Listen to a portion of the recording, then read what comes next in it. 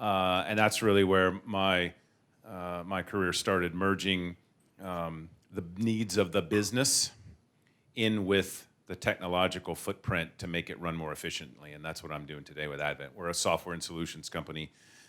We have all of the stakeholders that you're discussing today on our platform, over 100,000, most of them truckers, motor carriers, licensed big motor carriers down to the small owner operators. But our primary customers are buyers of a solution called Intermodal, which helps provide visibility to cargo moving through the nation's, well, the world's ports, but predominantly North American ports. Where's my container? Is there a hold? Is there a fee? And what do I have to satisfy to get that cargo out? Do I have to make an appointment? Do I have to pay a fee?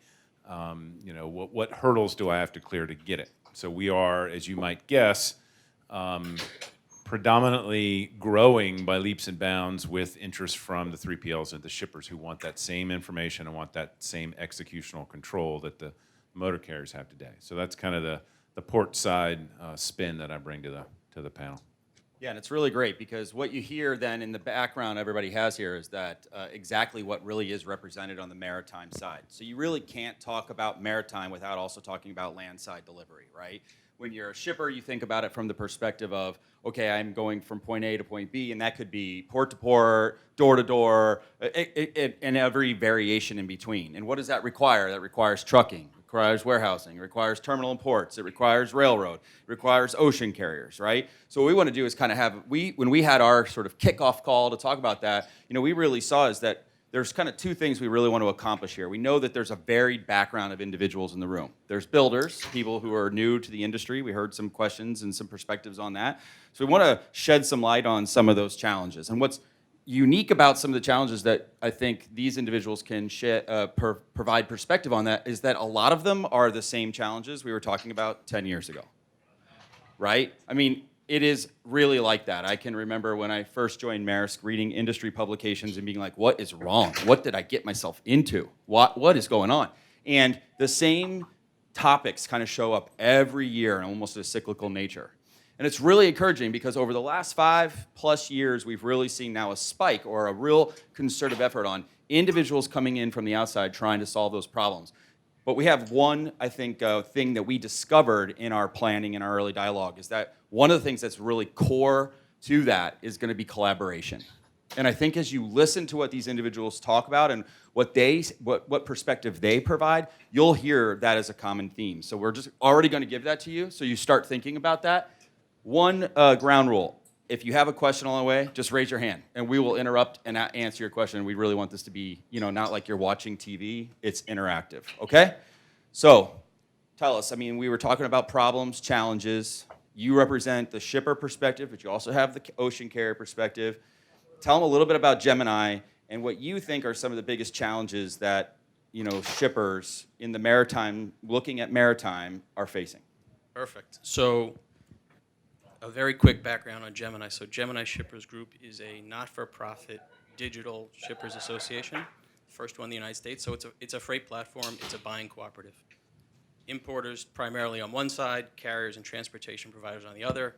We're negotiating rates for them. And so we have about 300 member companies, almost all importers, some exporters, but mostly importers, range in size from hundreds of boxes to tens of thousands of boxes.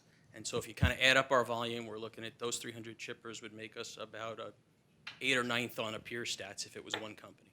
And so when we talk to these people, and I think the perspective I could give to the group would be, we're asking what's important to you, what can we help you with, how can we do it? We're not for profit, right? We don't make a margin. So it's really about us teasing out, how can we help your company do something? And what we really get is, I think most shippers and importers would tell you, their lives have gotten wildly complex, and the pace of change, be it e-commerce, the economy, how people buy, what they buy, against that backdrop, post-financial crisis, I think what we're really seeing and what we see is all these exogenous forces that they're dealing with, and then on the maritime side, stuff that's totally out of their control, right? And so, from our side, and we would say pre-financial crisis, post-financial crisis are two separate worlds.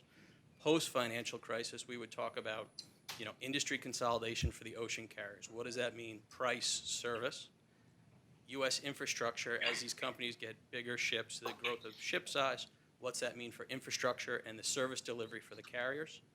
And then in the maybe more current stuff, what's going on, certainly trade policy, we could go on that for 5 days, right? How do you put variability into, how do you deal with the variability and build the flexibility into your supply chain? And then last but not least, the fuel surcharge problems that come. So there's this new rule, IMO 2020.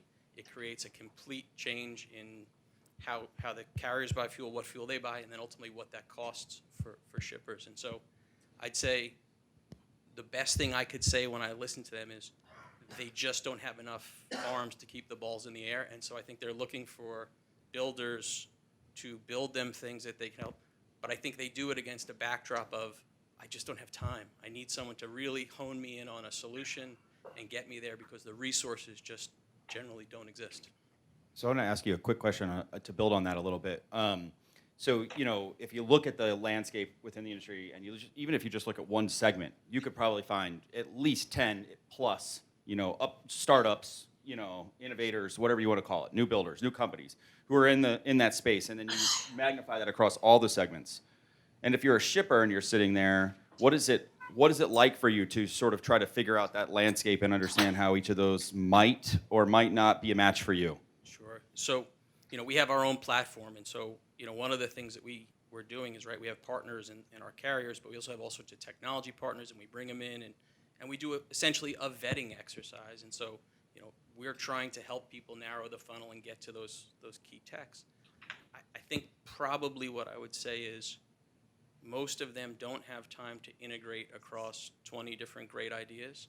And so if you look at different tech, and I would say this, and I say this respectfully to everyone who's built and led a startup, which I have, and I felt this from the wrong side of it, is did I build a feature or did I build a product? And you could have an incredible feature and they just don't have time to deal with a feature. They need a product, or they need a feature that they can very easily integrate into their existing infrastructure. And I think that's one of the biggest things that we hear is, if you can bolt that onto what I'm doing, great. If you're telling me to drop everything I'm doing and do something totally different, my CIO will kill me. Great. Alan, so similar question. Challenges that as you look at the market and the industry, you look from maritime logistics and your perspective, really on that intermodal, sort of that landside connectivity from when it comes off the maritime into the landside delivery. What challenges and observations are you seeing? What are you hearing from customers? Well, Ken mentioned these complexities, larger ship size and the pressure on the infrastructure.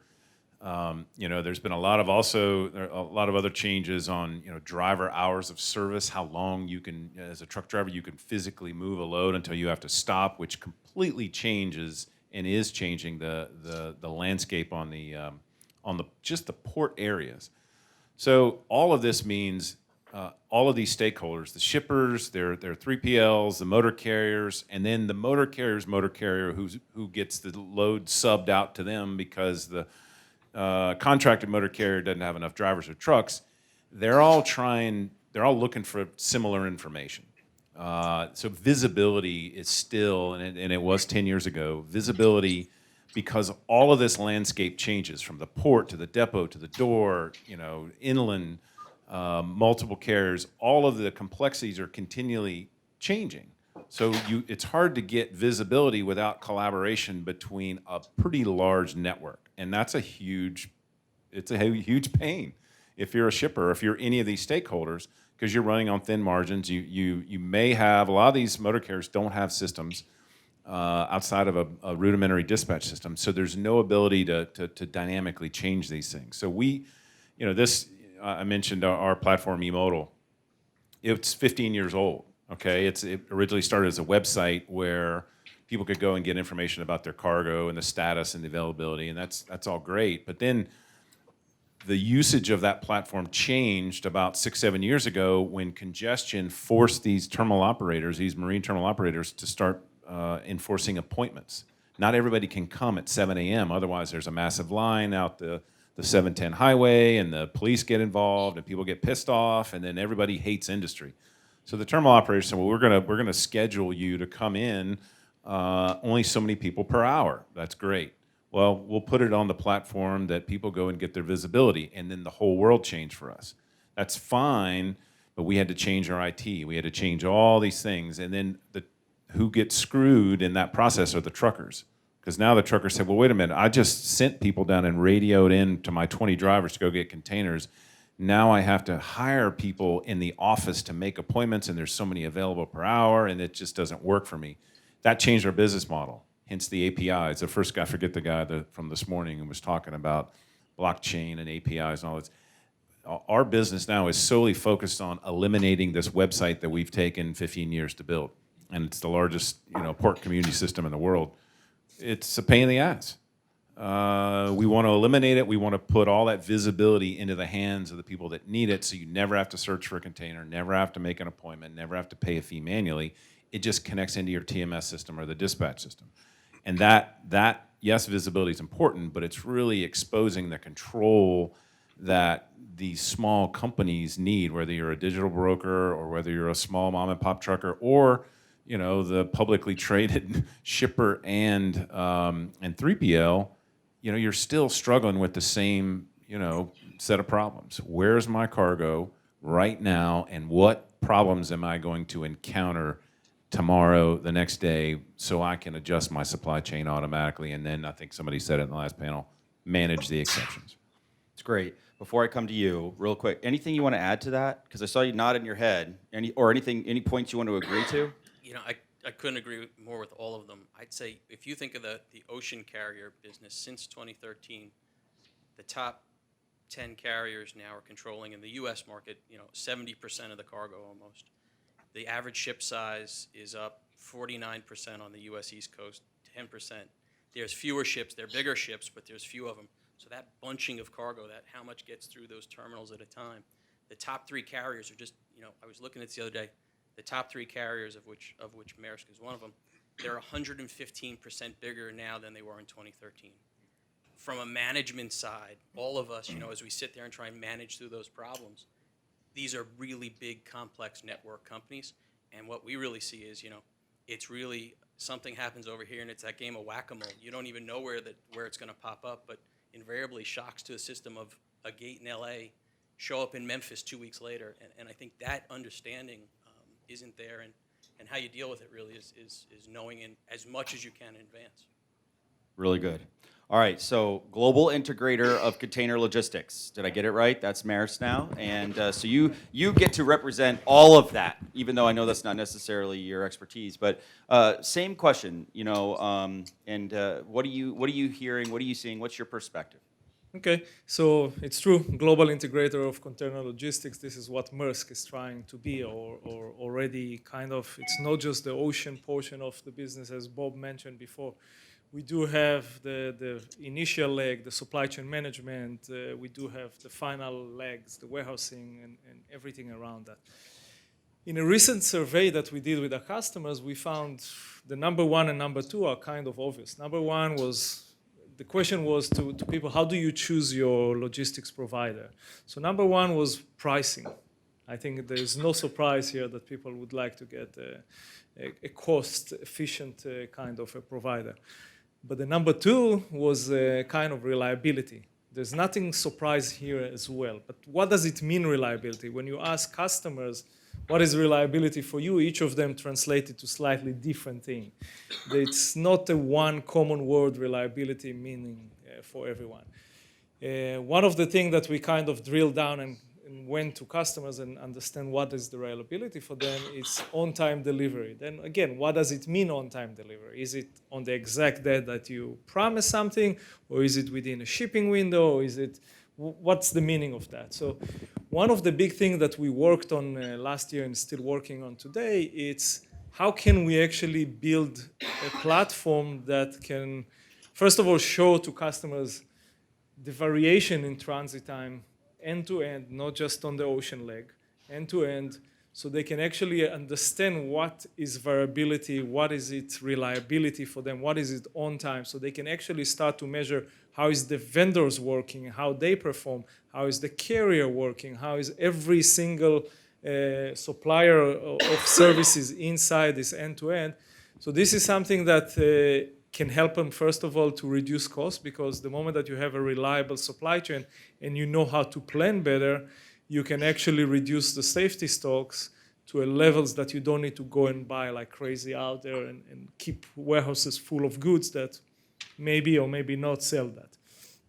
So this is something that I believe kind of, and technology definitely can improve those kind of variation and reduction of variation, and we're starting to build on top of it right now, and this is the technology market can help.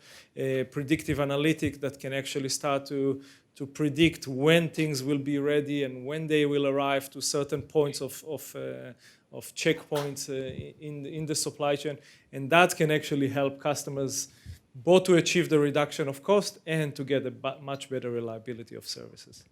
Yeah, it's great. So I love that term, reliability, and having a conversation about that, because it is such a loaded word for so many within the industry, right? I mean, of course, so there's agencies, who are out there measuring, shipment level reliability and reporting on carrier performance against that. But then when you actually ask a shipper, what do you think about reliability and what that means to you, you get 1,000 different answers, right? It could be, well, I expect my invoices to be right. That's another way that reliability for them, right, is measured. So I'm going to ask you, because 300 shipper members, I'm sure the conversation around reliability often shows up. It can't not in this industry. So perspective. Once in a while. So, I would think if you think of service and price on a 4-square matrix, right? That 45-degree angle, price and service align, shippers happy. I think where we get to with shippers is getting them the right information so that they can see when they're paying more than they should or getting less service than they paid for. And so the best way to do that is obviously measure. And so we're really working hard to measure everything. And so on reliability, we have views and we've built scorecarding around which carriers at that price point are you on the line, and then we measure against it. And so I think, we have members who, frankly, getting it there quickly is not even the goal. Sometimes it's the goal not to get it there quickly. And then we have some that will pay any amount of money because the next best solution is either charter a plane or lose an order. And certainly lose an order, that's the end of that. And so I think really for us, I would say defining the goal, measure against it, and then that's how you define reliability. And for us, right, there's 300 companies. They all have a different view, and so we just have to know what theirs is. So 300 different points of view and goals on reliability. All telling me what to do every day. Oh, wow. Okay. That's fun. Better you than me. Anything any of you would like to add to that, what he just shared? All right. I definitely agree that everybody has their own view on reliability. What does it mean, etc. And metrics are kind of something that people should build and create. But some of those metrics are basically hidden. It's not always an easy translation from this mean that, right? So there is a lot of different points that people need to look into and understand what's actually the meaning of that, what's behind that. And it's not just, okay, arrived on time, not arrived on time, got the invoice accurate or not got there. What's actually the implication of that? And you can translate it all to actually cost very easily. So yeah, that's important. I think that's a really good point.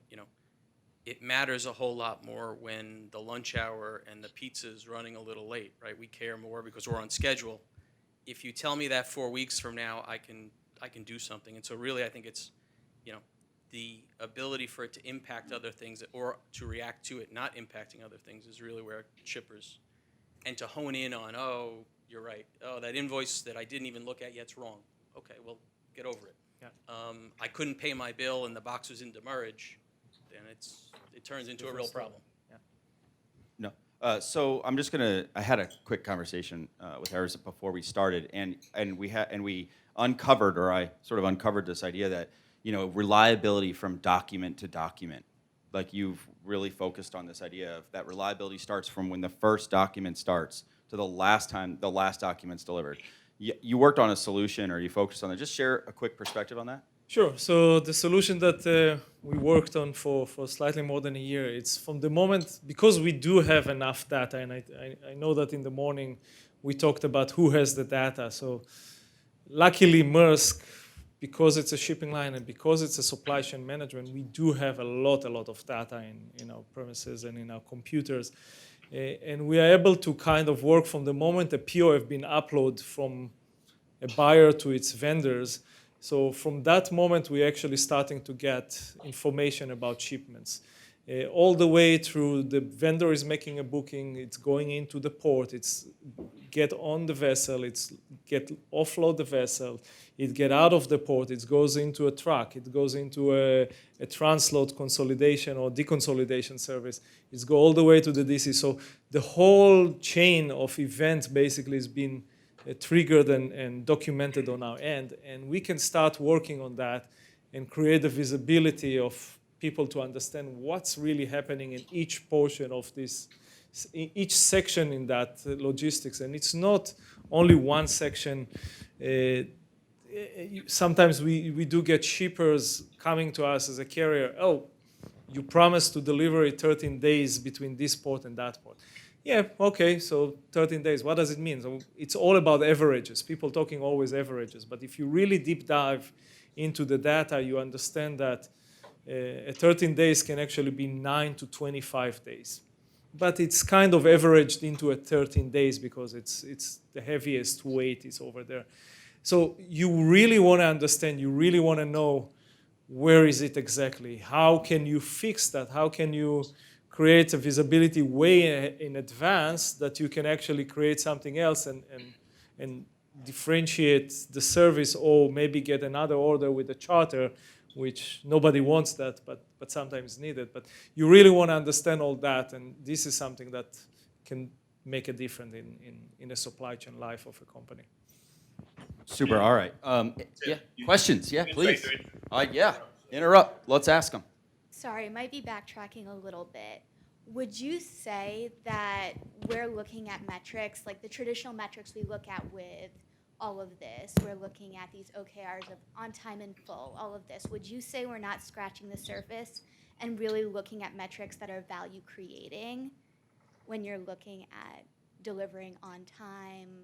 I have a point of view, but Alan, you were ready. We're not even close to scratching the surface. I mean, think of the optimization, regardless of on water and what it takes to get to a port, but the delays and inefficiency from discharge, to delivery to a trucker, and then the next door movement or the next movement there's days wasted because a lot of people are moving spreadsheets around and emails and phone calls and this fee's due. I mean, we're barely scratching the surface, and that directly goes to, I don't know, you're the shippers, it's inventory in motion or whatever the acronyms are, but yeah, we're barely scratching the surface, and the only way to get to that is, Brian mentioned Ken mentioned the scorecard.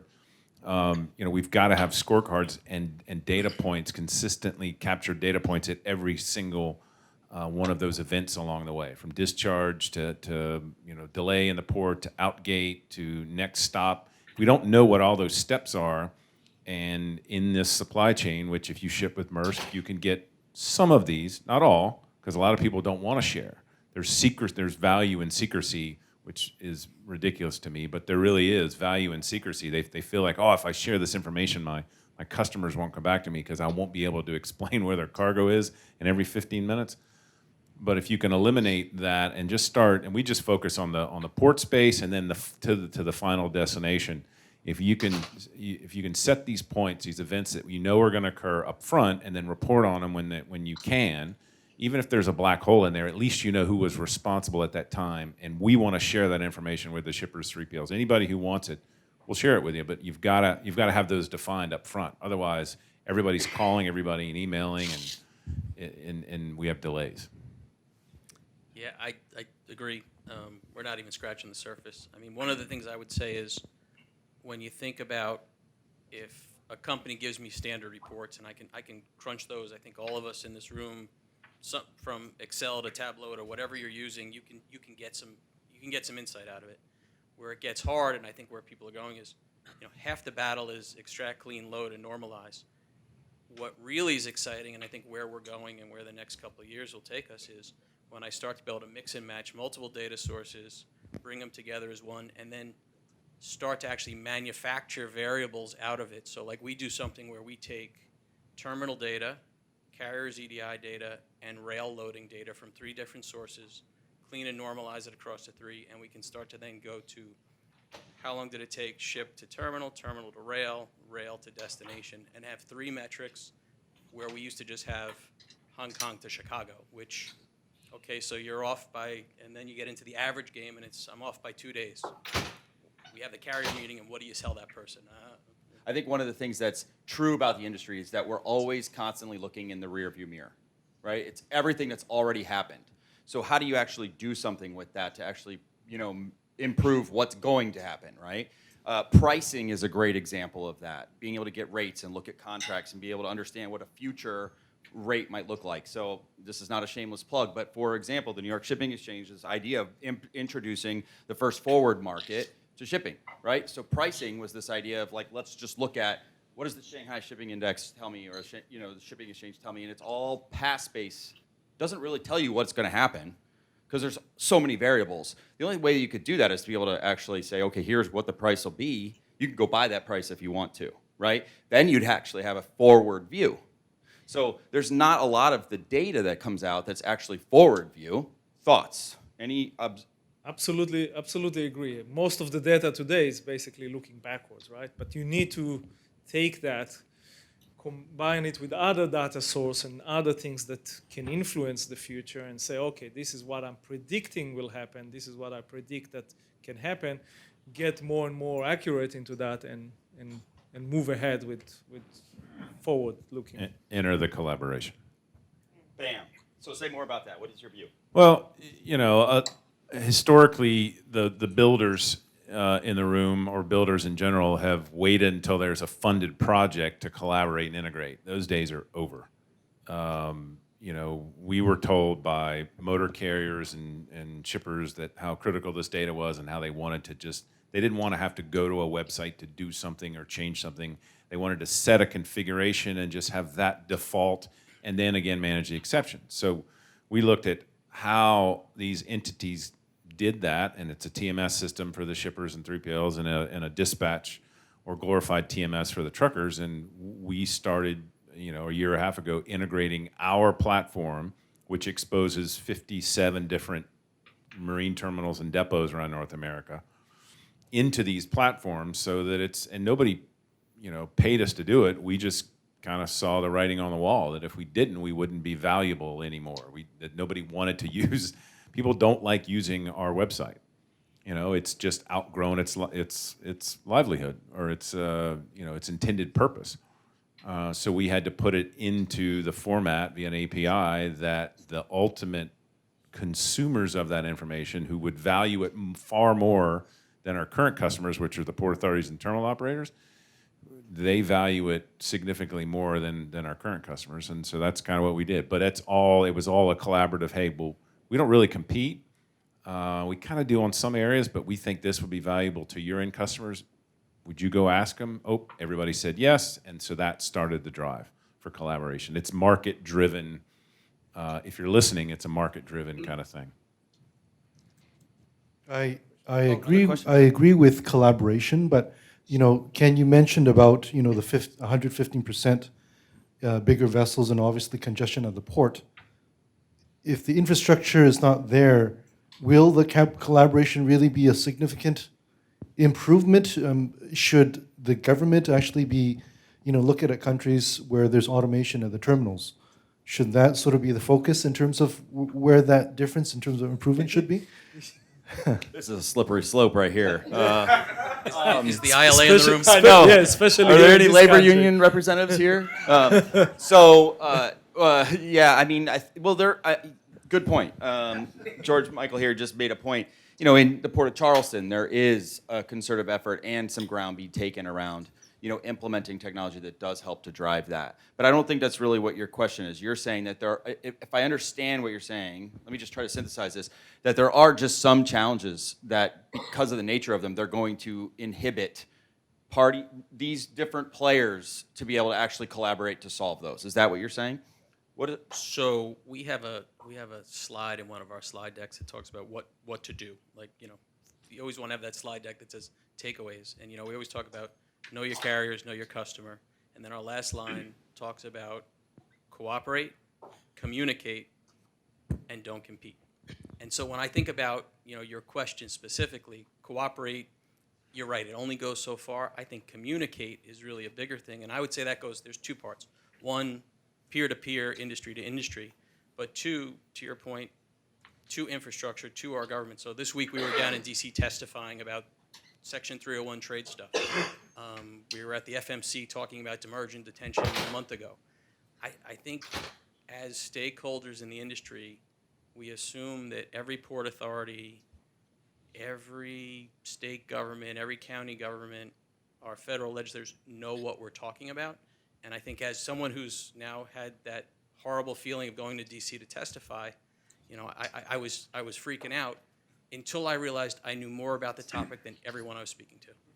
And that, you could take that one of two ways. One is, then it's my job, if I want them to try and help, they don't know what I know. And so I think, everyone in this room, if you really believe that there's something to be gained outside of just us talking amongst ourselves, we have to yell from the rooftops. And I think that's a big piece. And I think this industry particularly hates doing that, right? We try and play very civilly, we shake hands, we nod at each other, and no one wants to throw anyone under the bus. And then we get upset, we go back to our offices and we complain that nothing changed. And I think there's a way to have a civil discourse about things that need to be fixed without making it competition. I'm feeling a little mushy, warming. I mean, that was brilliant. I mean, gosh. Please vote for me. Yeah, right? We had another question down there. We're just getting them. Let's do them. I was actually really surprised to hear that, a little bit of candor from the person on the end says, nobody wants to go to our website. I thought that was really good because it just seems like everybody is building a portal and nobody wants to go through 20 different portals to get all this, certain kinds of information. There's still a lot of siloing, even on portals. And then everybody wants to say that they're digital. Well, for some, the definition of digital is we offer our customers a portal. Okay, so and it's just really interesting how basic that digital word is of checking that box saying we're digital by offering someone a portal. And oh, by the way, it's a portal that nobody wants to go to, right? So I guess for some of the other people there, how do you differentiate, whether you're a service provider, whether you're a logistics company, how do you differentiate, that? And I love the idea about just going direct APIing into a main core system. But how do the rest of you define that? Are you on the next panel on blockchain? I mean, I'm just wondering if you're trying to pitch something. No, I'm just kidding. That's a great question, and I'm going to just tag on to it. While you answer that question, tell us what your view is on the idea of blockchain and using that in this industry to help make an improvement or not. I can start. So definitely I agree with you. Nobody wants to go and grab information anymore from websites. EDI is still a very strong kind of in the industry, although it's very old technology. It's still probably It's all we got. there is Now. a little bit of API between us and final customers, not with the ports, but with some of our customers, there is a little bit of API. There is a lot of coming up into the blockchain, as Tim mentioned. But EDI is still there. It's there to stay for at least a few more years. It's very strong interchange of data between the different providers. Takes forever to set up every time. Every time there is a new customer, there's months of let's map these things together. So we are looking forward definitely for blockchain. I really believe in the blockchain that's coming up. As a company, we did create a joint venture with IBM to create trade lanes that you talked about before, where we'd like to see more and more companies coming into collaborating and getting the data into that, so seamlessly interchange of data without all the needs of integration again and again. So I believe this is the way forward. So I think I'm going to skip the blockchain piece of it, I guess. Well, maybe I won't. I think the blockchain part is fantastic. I think, we joined BITO. We're trying to learn everything we can. The notion of smart contract, Internet of Things, reconciling payments and getting people paid all makes perfect logical sense. We would argue that block and tackle might be the first place to start. Yes. Block stow might be the second place, and then probably blockchain. And so we're not against it. Can you share a little bit more about that? I think some people didn't quite. I mean, I get that, but I don't know if people from outside the industry get those. What you mean by that? Yeah, I mean, when you think of now big ship. So 20 years ago, when I was still on the carrier side, I worked for a line that had really perfected the idea, along with Sealand, of getting boxes off ships out the gate quicker than anybody else. And when you think of that funnel, so now the ships are twice as big, and all of the stuff that most of those companies did 20 years ago to do that, they don't do anymore. Yet technology, back then it was T-cards and guys on the dock with clipboards, and we got it done. I was one of those guys standing down there. And now we've kind of taken our eye off the ball, in my opinion. And so I'd say there's a bit of, everything old is new, and history repeats. Is sometimes going back to some of the core things that made this industry kind of work for, 25 years before technology really played a huge role in it, and focusing on that.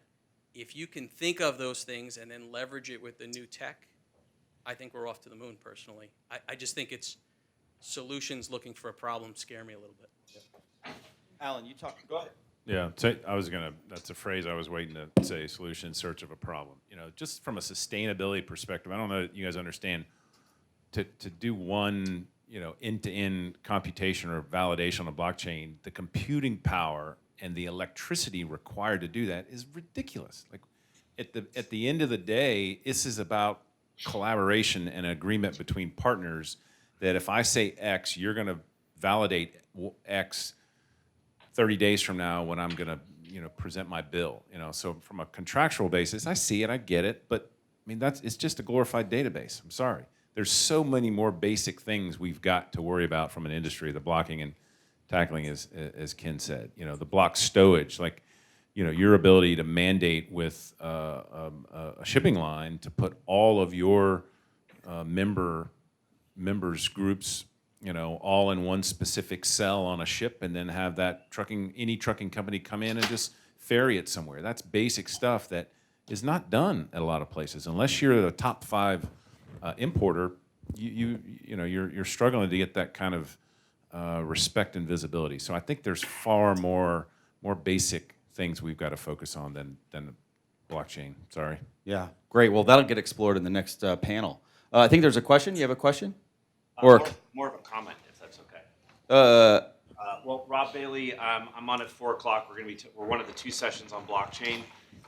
We will be addressing some of the statements that he just made, which I personally strongly disagree with. Blockchain is just a database. Great. That is good. And the blockchain is I know, we might need to. Downstairs. Brian, it's called civil discourse. But It's this a is lost really art. great. This is really great because what it uncovers is exactly what we're talking about, Yes. right? This is So this we would need like to for respect collaboration. People coming to the table to talk about actually what the solution should be, right? And what is actually needed for, the shippers of the world. I mean, ultimately, that's what the carriers are in business to do, whether that's an ocean carrier, a motor carrier, or whatnot, right? Is this a question? Yes, I don't have any comment. You guys are the panelists. So, you mentioned ports, and without disclosing the country because we're being recorded, I have a company that has close to about $150 million worth of contract deals with the government in Africa to provide solar capacity, and we're getting our supplies from China, to build. And you mentioned the port word. So are you seeing any trends in the relationship between ports and countries to access supplies any quicker? Because the one thing is, the government, graciously awarded us the contracts, but being that there's silos in government, when I go and get the supplies and our engineers are looking to build these projects, it's as if they haven't even spoken to us, as if with the contractor of record. That might be a good question on the shipper side, dealing with regulatory and government agencies and talking about what the challenges are there. I mean, I think, at least here, I know that in the U.S., I mean, ports for states are considered to be economic drivers, right? I mean, you hear Jim Newsom of South Carolina Ports talk about that all the time. It's like the port is a fundamental part of that state's economy, and the future of that economy. But when you start thinking about globally, I mean, thoughts on that? Yeah, I mean, so we're not a registered lobbyist. So when we talk to authorities, we're talking as consumer, customer, and one of the things I always really think about is, and I said know your carriers. That really extends to know your ports, know your terminals, know your truckers, and so on the port side, I mean, we get out and get boots on the ground wherever our members have a nexus of cargo. There's somewhere in our office a picture of one of us, standing there shaking hands. Because the time to know that isn't you don't want to go buy the fire extinguisher the day of the fire. You want it the day before. And so I really think it's unfortunate, but it's a grind. It's a slog. You got to get out there and have those meetings. And some of them seem so absolutely useless at the time. And then 5 years later, when you have that problem, you pick up that phone and say, "Remember, I met you," and they say absolutely. And so it takes a little bit of money to fly all over the place, and it takes a lot of time out of your schedule to work remote while you're jet setting. But I really found that in my career, it's been what I think has made me better at my job. Cash in the envelope is not working for me It does payments, you didn't in just say that. Africa, Okay. but sometimes. It does some in other places. But, I mean, it's you're more progressive, maybe more nimble, maybe smaller port authorities are, and we'll speak to, not that South Carolina is small, but they are pretty aggressive given their competition to the south. They're trying to leapfrog. Somebody said on a prior panel, it's not the 1X, 2X, it's a 10X. Folks like Jacksport are getting in touch with groups like Wayfair and big, digital NVOCCs and building facilities like an Amazon can go out and purchase. They're building these facilities and digitizing all of the stakeholders who want to come and do business through, let's say, the Port of Jacksonville or South Carolina. Oakland's a great example, trying to again, back to collaboration, to form a multi-stakeholder group and talk openly about problems and what can be done quickly and inexpensively and how collaboration can foster. So I would look at, do a scan, a Google word scan of that and see who's mentioning innovation, who's mentioning, digitization and actually giving some tangible projects that can streamline that. For you, unfortunately, it's all about, a clearance issue. How do I get my stuff out of here? And what barriers are there to that exit, I would imagine, and that whether it's a partner who's done it before or whether it's a port authority that gives you or a terminal operator or a shipping line that gives you that visibility to the granular steps. It's kind of all the above for you, unfortunately. So we've been talking about the demand side and how demand has been expanding, but we've been, and that has created a lot of problems on the supply side and the infrastructure. And my question is, looking at the infrastructure and looking at how liners are increasing and the drafts are increasing, ports are increasing to accommodate post-Panamax. What planning has been taking place in terms of clearing it, and which is basically clearing the containers and the shipments on time, and then trying to involve the truckers to try to transport these containers to reach the customers in a suitable or in a basically a good amount of time that is expected. I'll start from my background or my experience with eModal. There are a lot of mandates. I mentioned the appointment mandates. That's pretty much up and down the West Coast, there's some type of a mandated either pre-advice mentioning, this trucker, tell us which trucker's coming to get this container so we can validate it ahead of time, to a timed appointment. That's standard there. It's standard in a couple terminals in New York, New Jersey. There are mandates for security, for clean truck regulations, which are adding complexities to this. Again, you're more progressive. Port Authority and terminal operator groups are getting together to see how they can keep those big shippers happy. The Amazon effect is driving a lot of this because those guys want, and your big box importers want 15-minute updates to that. And that's really driving the small mom and pop carriers to go out and buy or build tools that can contribute into this data flow to provide the visibility that everybody kind of wants. I think that's the trend you're kind of seeing. It's not the municipalities and the governments aren't making it easier.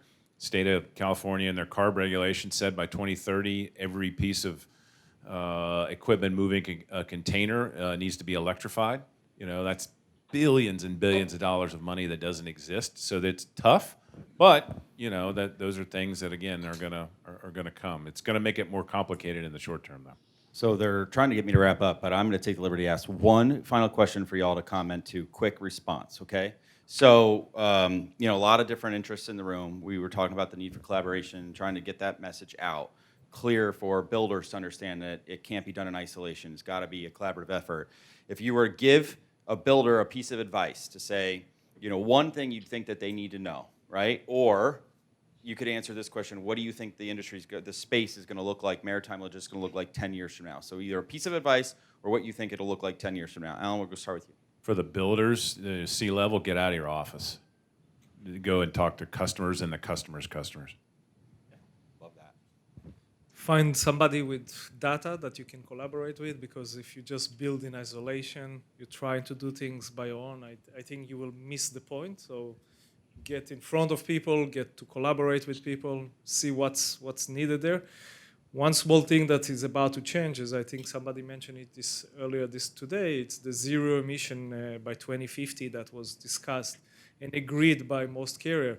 If you find a solution for the next 10 years how to bring the vessels to be zero emission fuel, you'll be millionaires, so billionaires, right? Because this is something to be up and running 2050, you need the vessels to be out there in 10 years' time, because vessel lifetime is about 25 to 30 years. So this is a moneymaker without all the data out there, but different story. Two great ones, I would say. I agree with both of those. And then I would say build for interoperability. Your system has to be able to talk to everybody else. If you're going to stay in your silo, you're going to lose. That's really great. I think the last thing I would add in all of that is that, one of the great things about collaboration is that it would lead to greater accountability. So, and there are some providers and players in the market who are really focused on how do we drive greater accountability for all players. And if when the relationships have some teeth, they are way more effective, right? And this industry lacks that. You heard that in the last panel. So with that, we'll end, and thank you, gentlemen. This was really great.